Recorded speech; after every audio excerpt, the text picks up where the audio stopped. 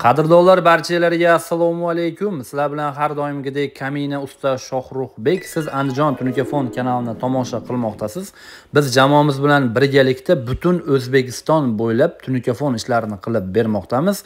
Bizning navbatdagi xonadonimiz Jizzax viloyati G'allaorolda mana shunaqa go'zal holatda o'z nihoyasiga yetdi.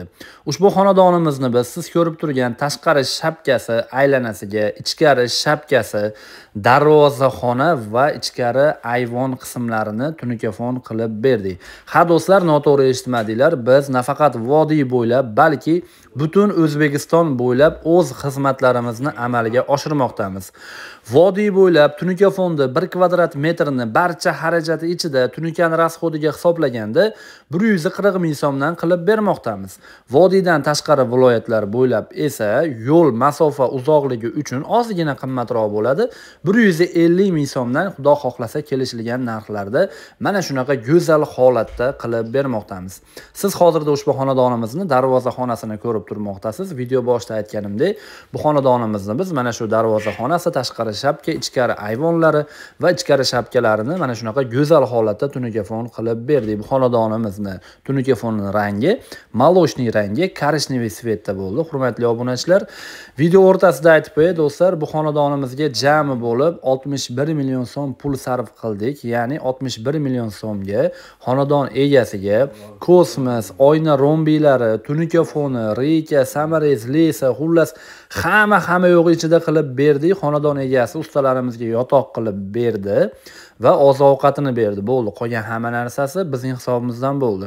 O'zingizlar to'g'ri tushunasizlar, vodiydan misol uchun vohaga borib qatnashishning imkoniyati yo'q. Shuning uchun siz bizni agar xonadoningizga chaqirib tunikafon qildirmoqchi bo'lsangiz, uyingiz uzoq bo'ladigan bo'lsa, yotoq qilib berasiz. Ustalarimizni qonini baqishingiz mumkin bo'ladi. Bo'ldi. Qolgan barcha xarajati, ya'ni tunikafonga sarf bo'ladigan reykasi, shurupi, o'rnatib berish usta xizmatlari, yo'l kiralari hammasi bizning hisobimizdan bo'ladi. Oshiqcha siz boshingizni og'ritib, reyka olib kelay, samariza olib kelay deb yurmaysiz. Bemalol o'zingizning ishingizni qilaverasiz. Biz esa sizning xonadoningizda o'zimizning ishimizni qilaveramiz.